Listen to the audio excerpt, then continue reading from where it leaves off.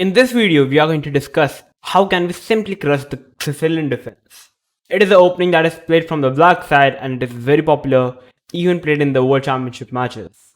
But if you are looking for a weapon against the Sicilian defense, you have come to the right place. Today we are going to simply discuss how can we simply crush the Sicilian defense, and the video is going to be extremely fun, so let's quickly jump into the video. So we are playing with the white pieces and we start the game with 1 e4, and here black plays the move c5, and from here the Sicilian defense begins.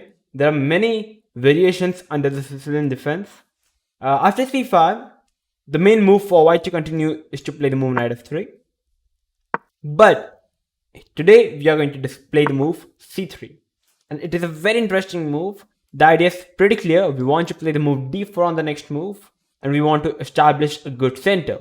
So after c3, black plays the move knight c6, which is the most common move for black in this position. And here we are already going to strike with d4, simply taking control of the center. After d4, black takes the pawn, and here black is having two main moves. I've taken two moves, d5 the main move and e6. After e6, our idea is pretty clear. We want to play the move d5, e5, e5, simply attacking the knight.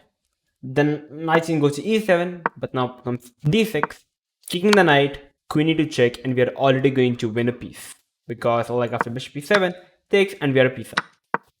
So that's what happened if knight e7. If knight to e5, queen e2, the knight is attacked, the knight needs to be protected. If d6, f4, and we win the piece again. If queen e7, bishop e3, d6, knight to c3, simply developing the piece.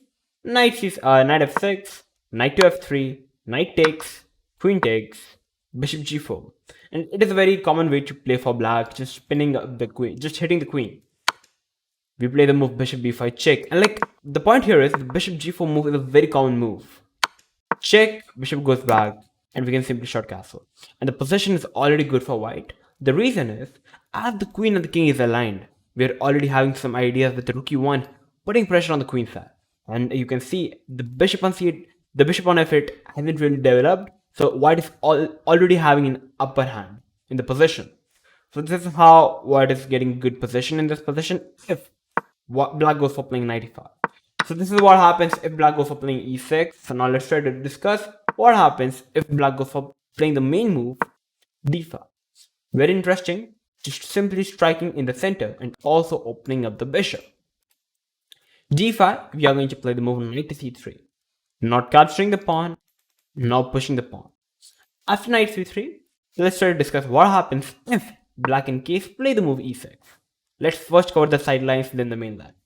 After e6, simply protecting the d5 pawn, we push the pawn to e5.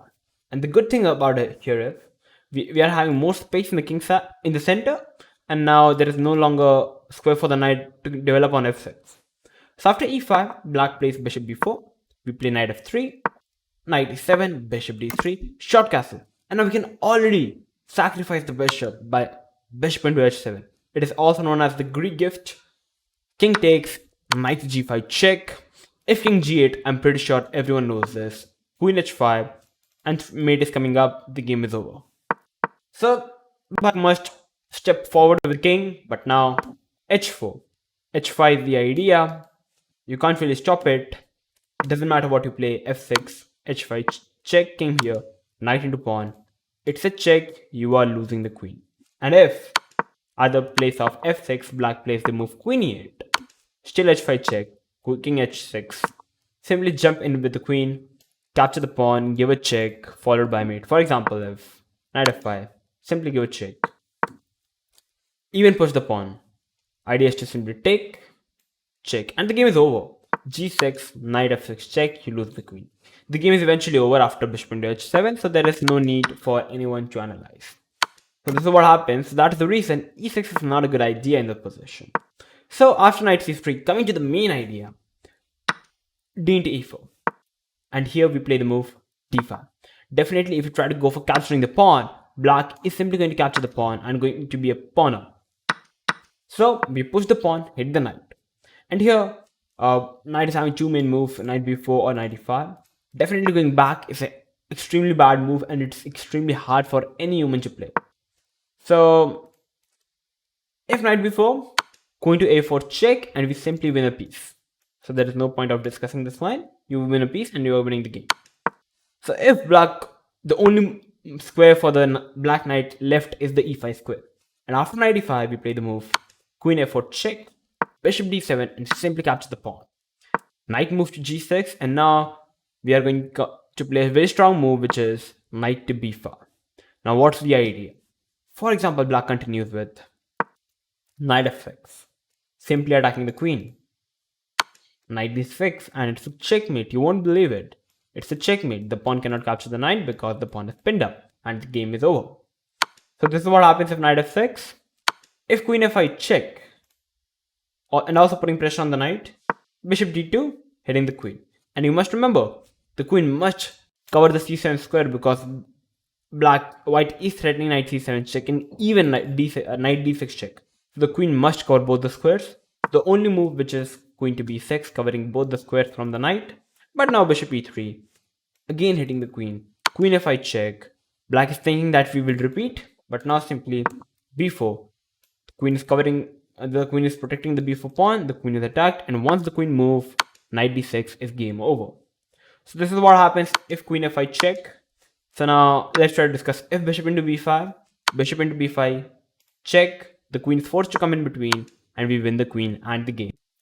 So finally, coming to the last part, after knight to g6, knight b5, if black plays the best move, which is, sorry about that, e6. After e6, we simply push the pawn to g6, keeping the maximum pressure, practically speaking, up. And now our idea is already to play the move knight to c7, and it's losing. Like, if you can't do anything, like if knight f6, I can even capture the pawn on b7. And yeah, I must actually, because the queen is attacked, so simply queen into b7, knight c7 is coming up, and the game is already practically lost for black. So this is how you can simply crush the Sicilian defense. It is a very nice way if you are a club level player or a beginner.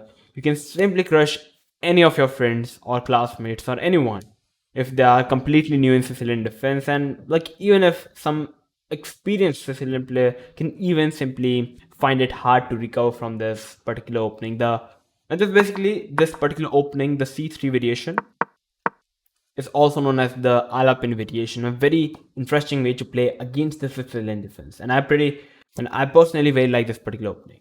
So yeah, that's it for today. This was the video that after watching this video, you can simply crush the Sicilian defense. So if you learned anything new, then make sure to like the video, share this video with everyone, and make sure to subscribe to our channel if you are new to our channel. I'm going to come up with these interesting videos like this. So till then, stay tuned and keep watching Oneshot Chess.